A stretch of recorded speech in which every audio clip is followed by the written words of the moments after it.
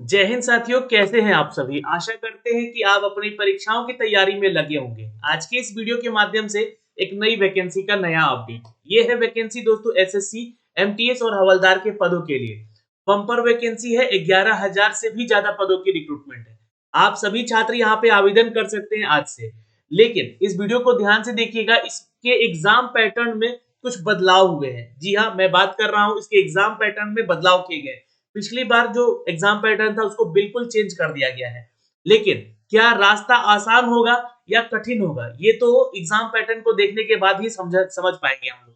तो चलिए, क्या है एग्जाम पैटर्न में बदलाव और कौन से छात्र इस वैकेंसी को आवेदन कर सकते हैं, और ये आधिकारिक जो नोटिफिकेशन जारी किया गया है ये आपको कहां देखने को मिलेगा। सीधे लिए चलते हैं दोस्तों इन सब की अपडेट पे, और हम हैं एसएससी के ऑफिशियल वेबसाइट पे। तो अगर आप इस वीडियो को देख रहे हैं तो एक दूसरे को शेयर भी जरूर कर दीजिएगा दोस्तों। चलिए, और चैनल पे आप नए हैं तो प्लीज भाई जल्दी से चैनल को सब्सक्राइब जरूर कर लीजिए, ताकि हर वीडियो का नोटिफिकेशन आप तक सबसे पहले हमारे चैनल के माध्यम से आपको पहुंचता रहे। तो हम इसके सीधे अपडेट पे ले चलते हैं, एसएससी के ऑफिशियल वेबसाइट पे है। आप यहाँ पे आएंगे तो इसका नोटिफिकेशन देखने को मिलेगा यहाँ पर। जी हाँ, 18 जनवरी को अपडेट किया गया है। मैंने एक अपडेट वीडियो बना के ऑलरेडी आपको दिया हुआ था इसका एग्जाम कैलेंडर को लेकर। जी हाँ, एग्जाम कैलेंडर जो जारी किया गया था उसमें बताया गया था कि 17 तारीख को इसका नोटिफिकेशन जारी कर दिया जाएगा। तो आज 18 तारीख हो गया है, आज 19 तारीख हो गया है, और ये 18 जनवरी को इसका नोटिफिकेशन यहाँ पे आउट कर दिया गया है। तो फिलहाल देखिए, नोटिफिकेशन से मतलब है आपको यहाँ पे, और ये सारी चीजें यहाँ पे आपको अपडेट की गई है। आप 18 जनवरी से लेकर 17 फरवरी तक इसका फॉर्म भर सकते हैं, जो भी छात्र एलिजिबल हैं। 17 फरवरी को आपको यहाँ पे क्या होगा कि आपका जो रिसिप्ट है उस रिसिप्ट का आप प्रिंट आउट जरूर करा लीजिएगा भाई, वो लास्ट डेट है, और लास्ट डेट तक आप फॉर्म जरूर भर लीजिएगा। यहाँ पे मेकिंग ऑनलाइन फीस पेमेंट जो है 19 फरवरी दिया गया है, ताकि 19 फरवरी को लास्टली आप जो है पेमेंट अपना कर लें ऑनलाइन। और लास्ट डेट आपका यहाँ पे जनरेशन ऑफ द ऑफलाइन चालान, यानी कि आप जो है उसी दिन ऑफलाइन चालान का जनरेशन यानी कि जनरेट कर लीजिएगा, ताकि अगर आपने फीस जाके 2 दिन के बाद भी सबमिट किया बैंक में तो वहां पे आपका पेमेंट हो जाए जमा। देखिए, यहाँ पे डेट भी दे दिया गया है कि 20 फरवरी तक आप चालान के थ्रू जाके अपना पेमेंट जमा कर सकते हैं। तो 18 को लास्टली जनरेट कर लीजिएगा। 19-20 2 दिन समय मिल रहा है यहाँ पे, जो कि आपको पेमेंट करने के लिए बैंक से दिया जा रहा है। Date of windows application form यहाँ पे जो अपडेट किया गया है, यहाँ से ध्यान से देख लीजिएगा। 23 फरवरी और 24 फरवरी को ओपन किया जाएगा, जहां पे आपको करेक्शन को लेकर, ऑनलाइन पेमेंट को लेकर यहाँ पे अपडेट रात के 11 बजे तक रहेगा। तो ये सारी डिटेल है यहाँ से दोस्तों। जो भी छात्र यहाँ पे देख रहे हैं इस वीडियो को ध्यान पूर्वक देखेंगे, सारी डिटेल ऑफिशियल दी जा रही है आपको। और यहाँ पे कोई भी त्रुटि मत कीजिएगा फॉर्म भरने को लेकर। अगर कोई भी चीजें यहाँ पे आपको नहीं समझ में आती है तो पूछ लीजिएगा, उसके बाद ही आप फॉर्म भरिएगा यहाँ पे। Okay, schedule of computer based exam, जो कि आपका तय कर दिया गया है कि अप्रैल में ये एग्जाम होगा। आपके पास जो समय है, जी हाँ, ये समय आपके पास कंप्लीट मिल चुका है, और ये जो है समय आपको लगभग 4 महीने का भी आपके पास है किसी भी परीक्षा की तैयारी करने को लेकर। तो आप इसके लिए तैयार हो जाइए। अब ये जो वैकेंसी है दोस्तों मल्टीटास्किंग और एमटीएस की वैकेंसी है, जो कि नॉन टेक्निकल स्टाफ होते हैं। लेवल 1 के तहत आपको 7 सीपीसी के तहत आपको सैलरी अपडेट की जाती है। आपको बता दें कि सेंट्रल सर्विस है दोस्तों, ग्रुप सी, नॉन गजेटेड और नॉन मिनिस्ट्रियल पोस्ट है। ये सारे जो भी वैकेंसीज निकाली गई हैं इसके बारे में सारा डिटेल आपको यहाँ से दिया जा रहा है। इन द वेरियस पोस्ट यहाँ पे बता दें कि मिनिस्टर्स, डिपार्टमेंट, ऑफिसेज और गवर्नमेंट ऑफ इंडिया के तहत आपको कहीं भी वेरियस कॉन्स्टिट्यूशनल बॉडीज में आपको काम करने को मिल सकता है। सेक्यूरिटी बॉडी में या फिर ट्रिब्यूनल बॉडी में, है ना, आप जाके जॉब कर सकते हैं। बिल्कुल डिफरेंट स्टेट्स में भी आपको जॉब के लिए ट्रांसफर किया जा सकता है, और यूनियन टेरिटरीज के लिए भी यहाँ पे किसी भी सेक्शन में आप जा सकते हैं जॉब के लिए। हवलदार के पोस्ट के लिए भी जो वैकेंसी निकाली गई है लेवल 1 के तहत, यहाँ पे 7 सीपीसी के तहत आपको सैलरी अपडेट की जाएगी। और ये भी जो है आपका ग्रुप सी का पोस्ट है, नॉन गजेटेड और नॉन मिनिस्ट्रियल पोस्ट है यहाँ पे, जो कि सेंट्रल ऑफ इंडिया के तहत ये इनडायरेक्ट टैक्स के रूप में कस्टम विभाग में, सिविक में जा सकते हैं, सीबीएन में जा सकते हैं, जो कि सेंट्रल ब्यूरो नैरेटिक्स होता है उनमें, और डिपार्टमेंट ऑफ रेवेन्यू में, मिनिस्ट्री ऑफ फाइनेंस में, और साथ में दोस्तों इन सभी जो डिपार्टमेंट्स है इनमें आप जाके जॉब कर सकते हैं। तो ये हो गया आपका जॉब प्रोफाइल, जहां पे आपको जॉब मिलेगी। और सैलरी जो कि अपडेट की गई है, सैलरी लगभग जो है ना 19,000 के आसपास को बेसिक सैलरी होगी, और जो है 25,000 तक आपको इन हैंड मिलेगा सैलरी। 25 से 27,000 तक रुपए जो है आपको इन हैंड मिलेगा, ये सब कुछ ठीक है। तो ये हो गया दोस्तों सैलरी को लेकर। और आइए वैकेंसीज के ऊपर चलते हैं और बात करते हैं इनकी अपडेट को लेकर। तो वैकेंसीज में हम बात करें तो 10,880 पोस्ट ये, और हवलदार, सिविक और सीबीएन के लिए 529 पोस्ट। अब ये देखिए स्टार मार्क क्यों लगाया गया है यहाँ पे, बोला जा रहा है कि अपडेटेड होगा अभी, ये हो सकता है कि ये वैकेंसीज बढ़ेगी, है ना। Detailed vacancies will be the made available on the website on the commission of the website. SSC के आपका ऑफिशियल वेबसाइट पे देख सकते हैं टेंटेटिव वैकेंसी जो कि दी गई है। लगभग 11,409 पदों की ये अप्रोक्स वैकेंसी है, जिसको कि अभी बढ़ाया जा सकता है और घटाया भी जा सकता है, जैसा कि अब यहाँ एनेक्स्चर में बोला जाता है। डिटेल वैकेंसी हवलदार और सिविक के लिए इस पोस्ट के लिए दी जा रही है, अभी 529 पोस्ट है ये। लेकिन अगला जो वैकेंसीज है दोस्तों, ये ध्यान रखिएगा, ये टोटल तो इसे आपको बता दें 11,000 की वैकेंसी है, लेकिन आगे ये वैकेंसीज और भी बढ़ाई जा सकती है। अब आते हैं दोस्तों यहाँ पे, देखिए जो भी छात्र यहाँ पे कैटेगरी में आते हैं, जिस कैटेगरी से आते हैं उस कैटेगरी का कोड देख लीजिएगा यहाँ से, जो कि अपडेट किया गया है, और इस कोड को देखने के बाद ही आप फॉर्म अप्लाई करेंगे। फॉर्म अप्लाई करने को लेकर भी मैं आपको एक ऑलरेडी वीडियो बनाऊंगा इसको लेकर, तो अगर आप लोगों को कोई भी दिक्कत हो ये फॉर्म भरने को लेकर तो उस वीडियो को जरूर देख लीजिएगा।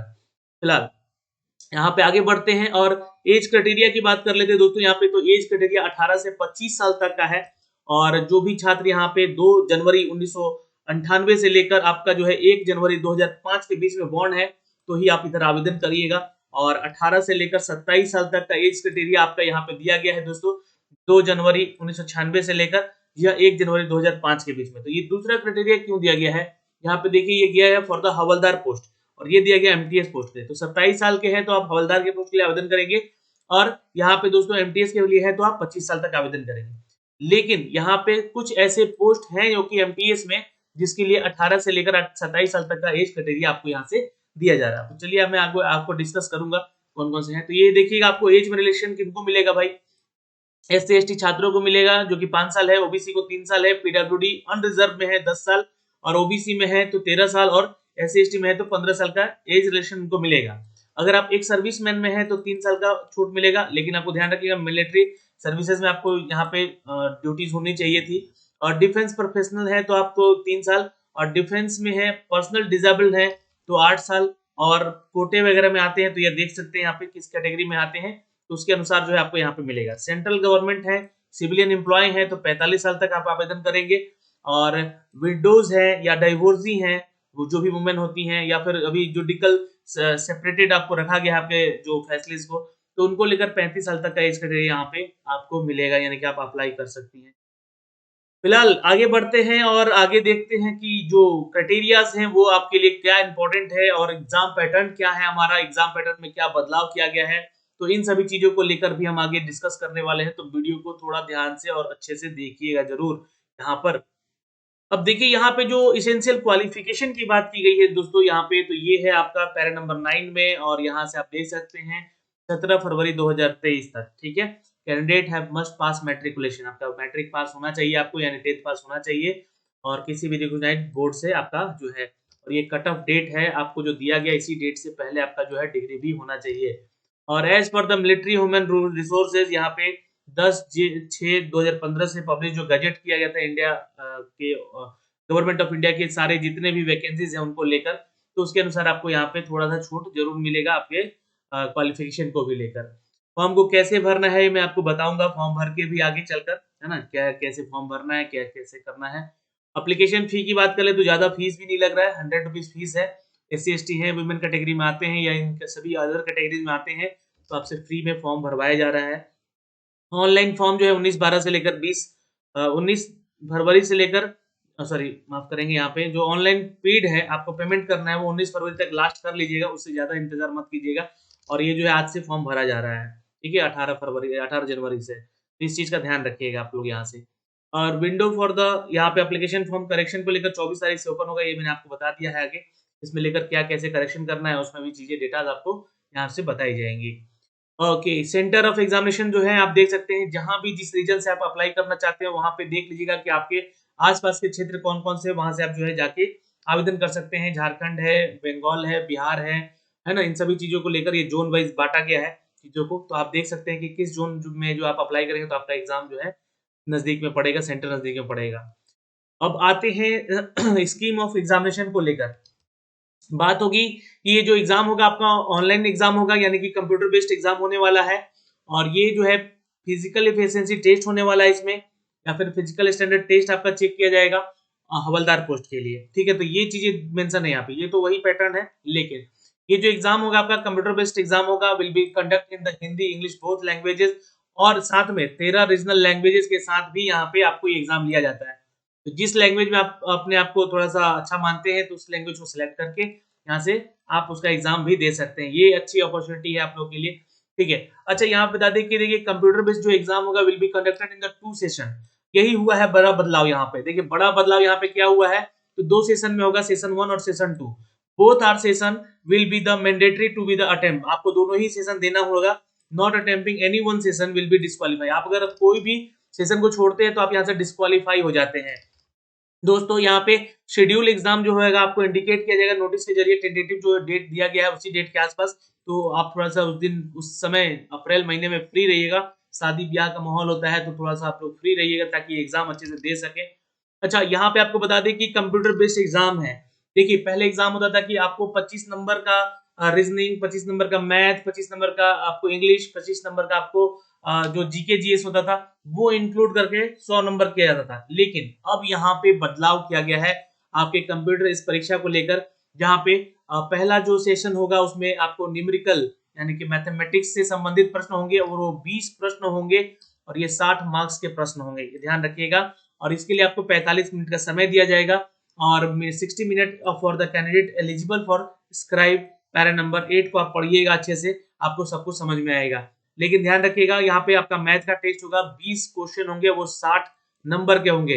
यानी कि यहाँ पे थोड़ा सा कंपटीशन को लेवल हाई किया जा रहा है। लेकिन ये बहुत ही अच्छा होगा कि हो सकता है कि कोई क्वेश्चन आपको आता हो, सारे के सारे 20 क्वेश्चन में से अगर 15 क्वेश्चन बना लेते हैं तो अच्छा खासा स्कोर यहाँ से आप कर सकते हैं। रीजनिंग एबिलिटी को लेकर भी यहाँ पर और प्रॉब्लम सॉल्विंग को लेकर, यानी कि रीजनिंग वाले सेक्शन से आपको 20 क्वेश्चन होंगे, वो भी 60 मार्क्स का होगा। 45 मिनट आपको समय यहाँ से दिया जाएगा। 60 मिनट आपको उनके छात्रों को दिया जाएगा जो कि स्क्राइब में आते हैं, है ना, पैरा नंबर 8 में उनके बारे में अपडेट है।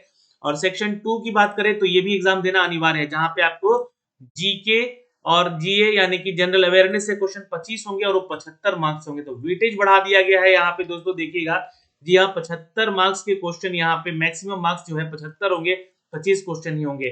और यहाँ पे दोस्तों 25 क्वेश्चन होंगे आपके इंग्लिश लैंग्वेज से जो कि कॉम्प्रिहेंशन वगैरह पूछे जाते हैं। 75 मार्क्स के ये भी क्वेश्चन होंगे और ये भी आपका 25 क्वेश्चन होगा। अब यहाँ पे ध्यान दीजिएगा 45 मिनट का एग्जाम ये भी होगा। मिनट ऑफ कैंडिडेट जो एलिजिबल होंगे वो स्क्राइब पैरा नंबर 8 को पढ़ेंगे। यहाँ पे आगे देखते हैं। देखिए अब जो आपका एग्जाम है उसको समझने की कोशिश करते हैं एग्जाम पैटर्न को। Actually the computer based exam will be consist in the objective type, multiple choice question. The question will be the set English, Hindi and the 13 language also, है ना, जो कि एनएसटीआर में आपको बताया गया है। सेक्शन 1 की बात करें तो जनरल अवेयरनेस, और सेक्शन 2 की बात करें यहाँ पे दोस्तों तो ये सारे अपडेट आपको यहाँ से दिए गए हैं। ओके, अब यहाँ पे there will be the non negative marking for the session 1। जो भी छात्र यहाँ पे सेशन 1 का एग्जाम दे रहे हैं उनको ध्यान रखिएगा, इनमें निगेटिव मार्किंग नहीं है, यानी कि अटेम्प्ट आपको पूरा करना है। यानी कि अगर आपको लगता है कि उसका आंसर वही है तो तुक्का मार के भी आगे बढ़ सकते हैं इस सेशन में, न्यूमेरिकल और रीजनिंग में। तो इस सेशन को और भी आसान बना दिया गया है। तो ये हुआ एक बहुत अच्छी बात यहाँ पे छात्रों के हित में। सेशन 2 को कहा गया है कि there will be negative marking, sorry यहाँ पे सेशन 2 में आपको निगेटिव मार्किंग होगा। जी हाँ, सेशन 2 में निगेटिव मार्किंग होगा और 1 marks for the each wrong answer. Candidate are therefore advised to the keep the in the mind and answering the question. इस सेशन के लिए आपको निगेटिव मार्किंग रखा गया सेशन 2 के लिए, इसलिए सेशन 1 में ही सिर्फ आप तुक्का मारिएगा, सेशन 2 में नहीं। Marks score candidate computer based examination is conducted by the multiple shift, बहुत सारे शिफ्टों में होगा, विल बी नॉर्मलाइज, यहाँ पे लगाया जाएगा, नॉर्मलाइजेशन का फॉर्मूला लगाया जाएगा, वो अभी आगे आपको डिस्कस करूंगा मैं, ठीक है। और यहाँ पे देख सकते हैं दोस्तों 7/2/2019 और such a normalise score will be used to determine the final merit list cut off marks. तो उस चीज को जाके देखिएगा, ये जो एग्जाम हुआ था उस समय 2019 में, उसी तरह से आपको यहाँ पे जो फॉर्मूला लगा था वही फॉर्मूला यहाँ पे लगाया जाएगा। टेंटेटिव आंसर की जो है जारी कर दिया जाएगा सीबीटी का, आपको will be placed on the website on the commission of websites, ठीक है, एग्जामिनेशन होने के बाद।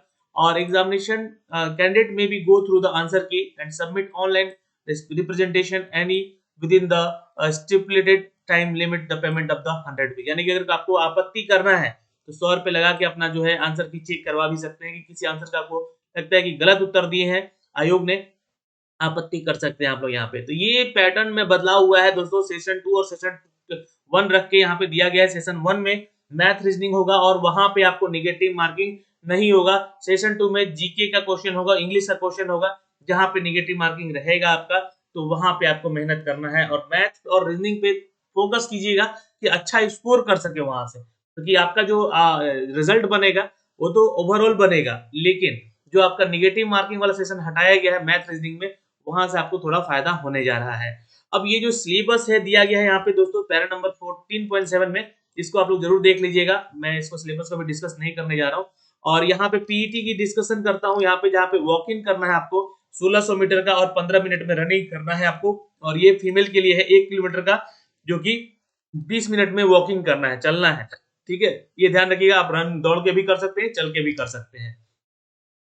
ये हो गया पीएसटी पीटी। और पीएसटी की बात कर ले यहाँ पे तो आपका हाइट होना चाहिए 157 सेंटीमीटर, और यहाँ पे 5 सेंटीमीटर रिलैक्स किया गया है, जो कि यहाँ कैटेगरी में इन सभी क्षेत्रों से आते हैं। गढ़वालीज हैं, असमीज हैं, जो भी ट्राइब से क्षेत्रों से आते हैं, है ना। चेस्ट मेजरमेंट में 81 सेंटीमीटर रखा गया, पंप करके 5 सेंटीमीटर का पंपिंग होना चाहिए, ध्यान रखिएगा। और फीमेल के लिए सिर्फ हाइट रखा गया है 152 सेंटीमीटर का, और 2.5 सेंटीमीटर का यहाँ पर जो है इनकेस आपको गढ़वाली है, असमीज है, तो आपको यहाँ पे रिलैक्सेशन मिलेगा इनके हाइट को लेकर। 48 केजी का वेट होना चाहिए महिलाओं का, यहाँ पे 2 केजी का जो रिलैक्सेशन उनको मिलेगा, जो कि इन क्षेत्रों से संबंधित है। पीईटी और पीएसटी अगर आप क्लियर करते हैं तो यहाँ पे ध्यान रखिएगा, आपको कॉल किया जाएगा दोस्तों यहाँ पे अक्रॉस ऑफ इंडिया। ठीक है, आपको यहाँ पे बुलाया जाएगा, आपके कैटेगरी वाइज आपका मेरिट लिस्ट तैयार किया जाएगा, और फाइनली आपका यहाँ पे चयन हो जाएगा। तो जो मेन फोकस था आपके इस एग्जाम को लेकर, ये डॉक्यूमेंटेशन देख लीजिएगा, कौन कौन से डॉक्यूमेंट्स आपको लगेंगे, है ना। वैसे तो सारे डॉक्यूमेंट्स ही चेक होते हैं, जो कि आपके 10th 12th तक ज्यादा डॉक्यूमेंट भी बनता नहीं है, कैटेगरी वगैरह को लेकर डॉक्यूमेंट वगैरह बन जाता है। ठीक है, तो ये चीजें आपको ध्यान में रखनी है। और जो जो क्राइटेरिया जहाँ पे हमने बताए हैं उसको फॉलो करना है। मोड ऑफ सेक्शन में आपका जो है पासिंग मार्क्स रखा जाता है, लेकिन निगेटिव यहाँ पे है नहीं है, तो यहाँ पे कट ऑफ मार्क्स को क्लियर करना पड़ेगा आपको इस एग्जाम को लेकर। तो ये सारी जानकारी यहाँ से अप टू डेट कर दी गई है हमारे द्वारा तो, लेकिन फिर भी अगर आपका कोई डाउट है तो आप कमेंट सेक्शन में कमेंट कीजिएगा, और इस पूरे नोटिफिकेशन के एक बार रीड आउट जरूर कर लीजिएगा। कोई भी डाउट हो इसके रिगार्डिंग तो आप प्लीज कमेंट सेक्शन में कमेंट कीजिएगा। ये सारे एनेस्टर दिए गए हैं, इस एनेस्टर के जरिए ही आप अपना जो सर्टिफिकेशन बनवाइएगा, किस एनेस्टर में कौन सा है वहां से चेक कर लीजिएगा, और उसके रिगार्डिंग ही अपना जो है सारा डिटेल बनवा के फोटो कॉपी करा के उसको अटैच करना होगा। ठीक है, ये ध्यान रखेंगे, आपके जब ज्वाइनिंग के समय आएगा तो डॉक्यूमेंट वेरिफिकेशन के समय ये सारी चीज देनी होगी। आपके पास डॉक्यूमेंट्स के तौर पे voter card, pan card, passport, यहाँ पे ड्राइविंग लाइसेंस में से कोई एक होना चाहिए, जिसके जरिए जो है आपकी पहचान की जा सके, इस बात का ध्यान रखिएगा। तो ये सारी जानकारियां जो कि हमने आपको दी है ये बहुत इंपॉर्टेंट है। तो मेनली अगर हम देखें, मेनली जो यहाँ पे देखें तो एसएससी एमटीएस जो कि 10वीं कक्षा के पास पे वैकेंसी निकाली गई है, हवलदार की वैकेंसी है, और इसके लिए छात्र छात्राएं आवेदन कर सकते हैं। और इस वीडियो में हमने वो सारी डिटेल आपको बताई है, एग्जाम में क्या बदलाव किए गए, एग्जाम पैटर्न में क्या बदलाव किए गए ये भी बताया है। जय हिंद। अब मिलेंगे अगले वीडियो में, जहां पे इसके फॉर्म को कैसे भरा जाएगा वो सारी डिस्कस करेंगे। जय हिंद।